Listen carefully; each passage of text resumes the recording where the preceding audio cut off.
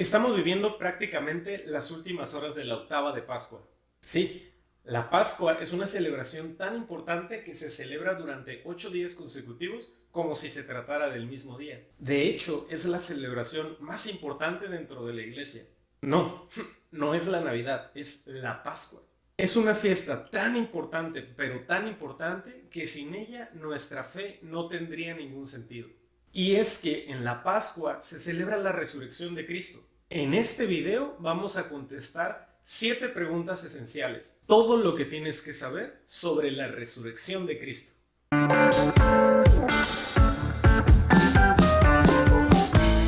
Pero antes de ir al grano, los invito a invocar conmigo al Espíritu Santo.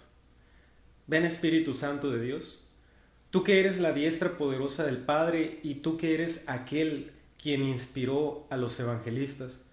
Ven, Espíritu Santo de Dios, tú que eres el mismo que fue recibido por aquellos que transmitieron el mensaje. Ven, Espíritu Santo de Dios, tú que eres la fuerza que entre los muertos levantó a Jesús nuestro Señor. Permítenos entender este misterio.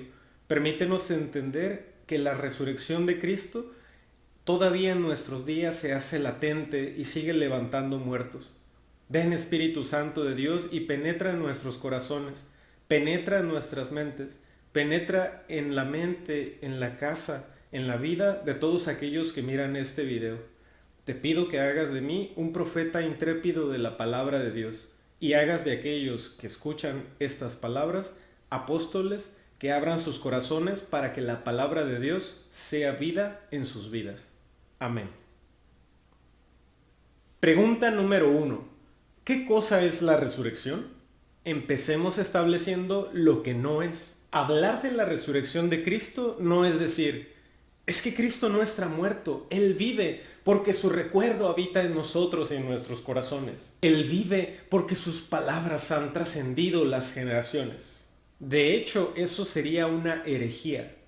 La realidad es que Cristo realmente murió y realmente regresó a la vida. Pero no es solamente regresar a la vida. De hecho, en los evangelios se nos narra cómo Jesucristo regresó la vida a 3 personas. El hijo de la viuda de Naín, la hija de Jairo y Lázaro.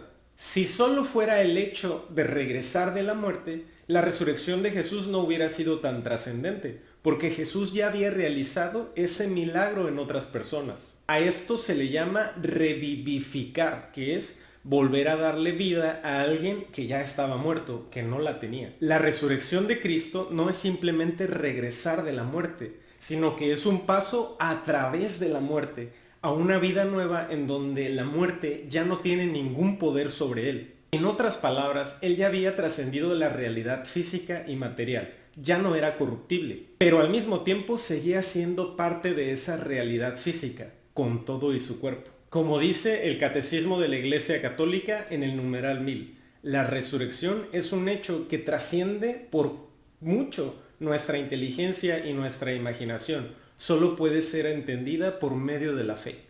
Pregunta número 2. ¿La resurrección de Cristo es histórica?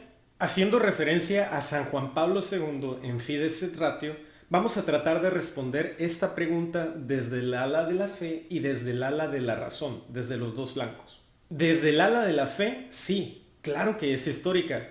Y esto es a pesar de que, rigurosamente hablando, los relatos evangélicos de la resurrección de Cristo no están escritos en un género literario histórico. Hay pistas que delatan que es un hecho histórico. Por ejemplo, la honda impresión que los evangelios relatan que deja este suceso en la vida de las personas que lo presenciaron. La espontaneidad y el realismo en la narrativa de los evangelistas.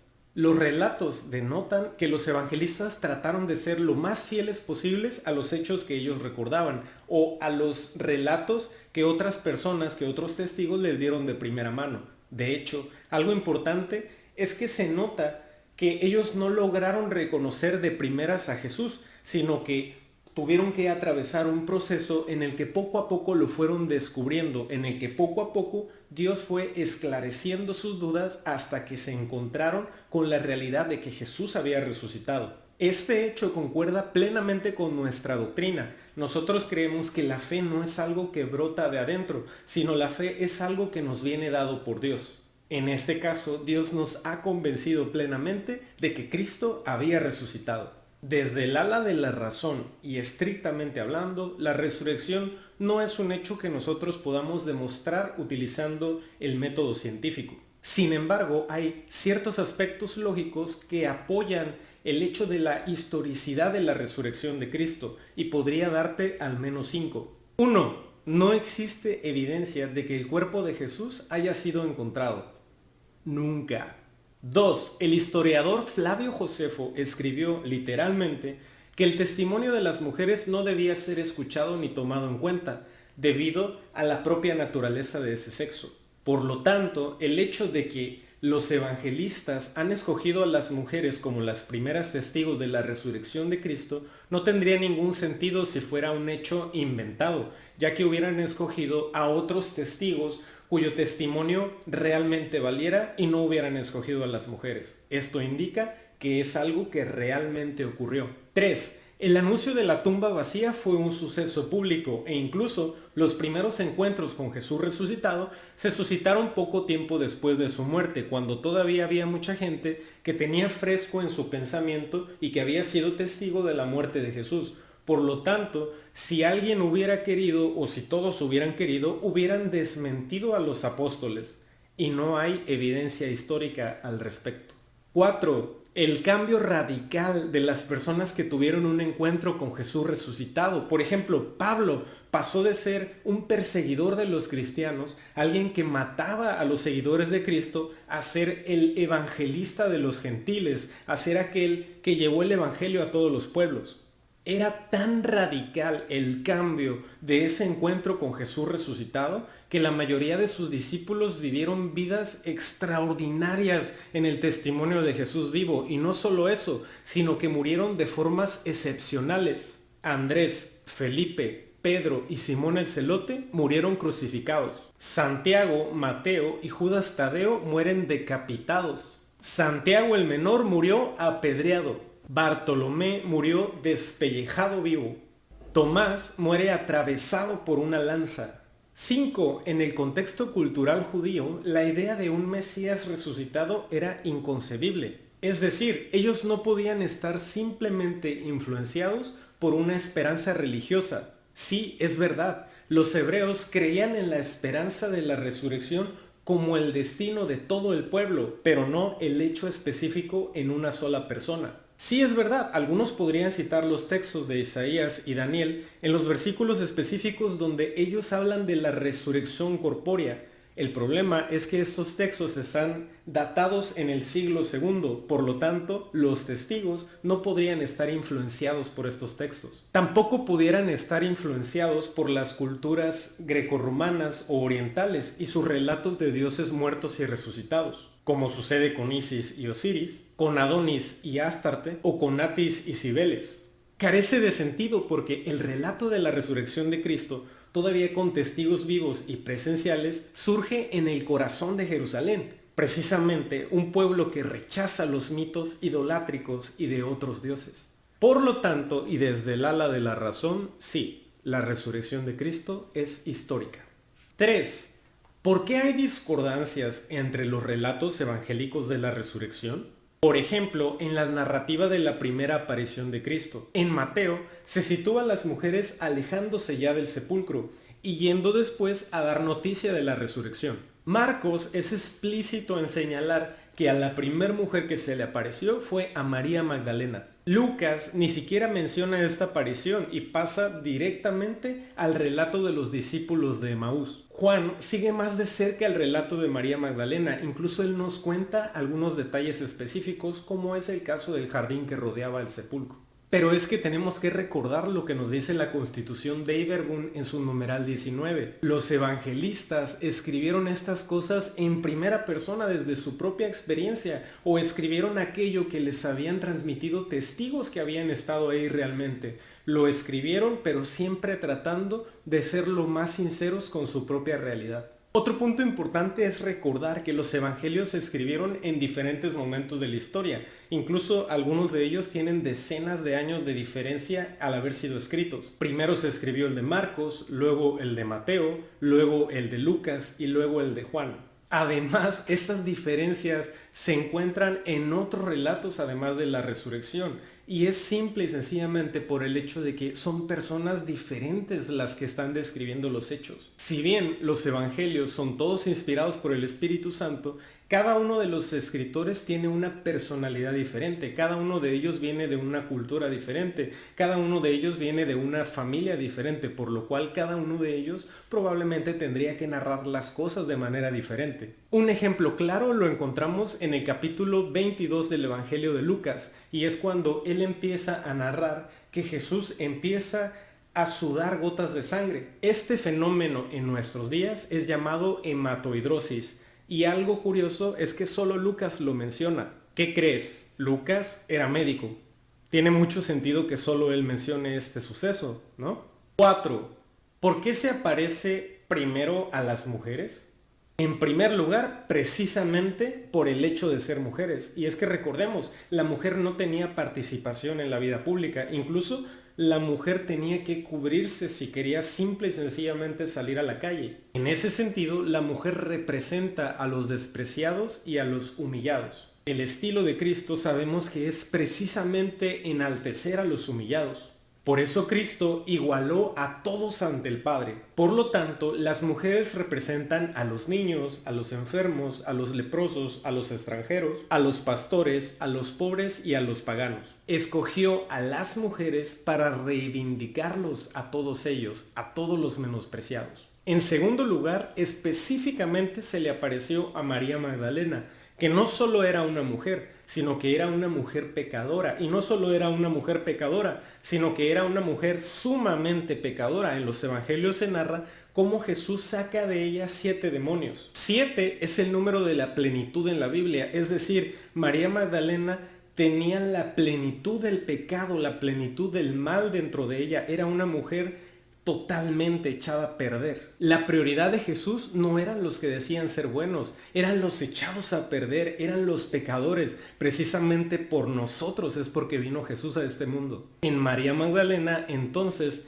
Jesús reivindicaría a todos nosotros, los pecadores. En tercer lugar, Jesús se apareció a las mujeres precisamente para reivindicar el papel de las mujeres en la historia de la salvación. Así como la mujer fue la primera en llevar la novedad del pecado al hombre, así tendría que ser la mujer la primera en llevar la novedad de la resurrección, la novedad de la salvación, la novedad de Jesucristo resucitado a los hombres.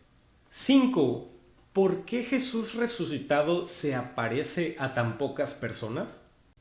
Si hubiera sido yo el resucitado, ya me imagino, hubiera ido en un caballo semental grande, poderoso, me hubiera ido a pasear enfrente del templo, me hubiera posado enfrente del Sanedrín, me lo hubiera quedado viendo a los fariseos y les hubiera dicho, ¿qué hubo? Pero no, el pensamiento de Dios, el pensamiento de Jesús dista mucho del pensamiento de los hombres, muchas veces es diametralmente opuesto. Jesús, siendo un rey, no nació en un hospital de lujo, en un hospital privado, sino que eligió un pesebre para nacer en una casa que ni siquiera era de ellos. Cuando Jesús hace su entrada triunfal a Jerusalén, digamos, el momento de la vida pública de Jesús más esplendoroso, él entró a Jerusalén montado en un burro. El último acto de Jesús en su vida no fue enaltecerse, sino al contrario, fue humillarse. Recordemos la última cena en donde Jesús se hace siervo de todos y lava los pies de sus discípulos. Después de la última cena, cuando Jesús estaba siendo apresado, cuentan los evangelios que Pedro saca una espada y corta la oreja de uno de los guardias. Y Jesús le dice, Pedro, ¿no crees tú que tengo suficientes ángeles, un ejército en el cielo? Si yo quisiera los mandaría, pero no, guarda tu espada. Cuando Jesús estaba agonizando la cruz, claramente él tenía el poder para bajar de la cruz, pero él decide quedarse y decide libremente entregar su vida. Esto te lo cuento para expresarte que durante toda su vida Jesús vivió coherentemente la humildad, pero también en el momento de su muerte y también en el momento de su resurrección. El mismo Jesús que murió en la cruz por ti y por mí, es el mismo Jesús que resucitó, es el mismo Jesús humilde. Por eso no se le apareció a todos, se le apareció solamente a los que era necesario. 6. ¿Por qué los gobernantes no querían que se supiera sobre la resurrección? Los gobernantes estaban muy preocupados, estaban estresados, no querían que se supiera sobre el asunto de la resurrección de Cristo porque ellos decían que sería muy perjudicial, pero perjudicial para ellos. Sabemos que los gobernantes son aquellos que tienen el monopolio del uso de la fuerza, por eso ellos con lo más que te pueden amenazar es, además de quitarte tus cosas, es con quitarte la vida, con darte muerte. Cuando una persona acepta en su corazón la resurrección de Cristo, sabe que la muerte ya no es el final. Por lo tanto, los gobernantes están preocupados porque ya no hay una manera de manipularte ni una manera de amenazarte.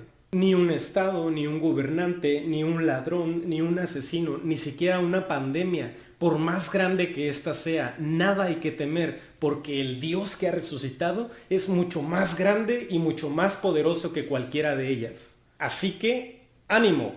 7. ¿Por qué es tan importante la resurrección? Bien, aquí subrayo, esta es mi opinión personal. La resurrección por sí misma, per se, no es lo más importante. Te explico por qué. Imaginémonos un escenario distópico en un futuro cercano en el que la ciencia médica y el poder computacional sea capaz en el momento de la muerte de tomar toda la información que hay en la red neuronal de una persona y colocarlo en una máquina, en una especie de robot, una especie de androide que tuviera la misma capacidad de la persona. Imagínate, esa persona muere, pero después resucita en una máquina. Una suerte de resurrección virtual. Esta situación hipotética, pero probable de suceder, no demeritaría nada el suceso, el hecho de la resurrección de Cristo. Por eso creo que no es simple y sencillamente el suceso de la resurrección por sí misma, sino que también, además y principalmente, es por todos los frutos y todos los efectos que tuvo en la historia de la salvación del pueblo de Dios. Me gustaría mencionar al menos 4 de estos frutos. 1. En el pecado original se había roto la alianza entre Dios y los hombres, pero en la resurrección de Cristo nosotros fuimos justificados, volviendo a realizar esta alianza y hacerla posible entre los hombres y Dios. 2. Hay 2 cosas sobre las que todo hombre irremediablemente es esclavo. Uno es el pecado y la otra es la muerte. Pero en la resurrección de Cristo nosotros somos capaces de vencer al pecado por la gracia de Dios y ya no somos más esclavos de la muerte, porque ahora somos hijos de Dios y podemos alcanzar la vida eterna. 3. En la resurrección de Cristo se confirma la verdad de todas las escrituras. Todas y cada una de las profecías y las promesas que están en la Biblia se firman con el sello de Dios en el momento de la resurrección. 4. La resurrección de Cristo comprueba que verdaderamente Jesús es el Hijo de Dios, Señor de la vida y Señor de la muerte. Los frutos de la resurrección de Cristo son para siempre y el día de hoy los seguimos experimentando en vidas que cambian, en personas que se renuevan, en realidades que son totalmente distintas una vez que se acepta la realidad de la resurrección de Cristo en nuestras vidas. En conclusión, todo lo que sucede en los relatos de la resurrección de Cristo, todo lo que se narra, todo lo que comentan los evangelios, tiene un propósito y una razón. Nada está escrito por casualidad. La resurrección de Cristo realmente ocurrió y sus frutos se pueden seguir degustando hoy para todo aquel que cree y acepta esta verdad de fe. Y esta verdad es que Dios se encarnó en Jesucristo y que Él anduvo entre nosotros y que Él convivió con nosotros y que Él padeció con nosotros y que un día Él por amor entregó su vida y que una vez muerto el Padre lo levantó de entre los muertos y lo regresó para siempre en la resurrección a la vida eterna de Dios y que Él reina con el Padre y que de nuevo vendrá con gloria para juzgar a vivos y muertos y que Él es el Señor de señores, el Alfa y Omega, el principio y el fin, y que aquel que en Él cree y que aquel que acepta esa verdad de fe no morirá, sino que tendrá vida eterna. Para ese Dios que es mi Dios y que es tu Dios, para Él todo honor y toda gloria por los siglos de los siglos. Amén.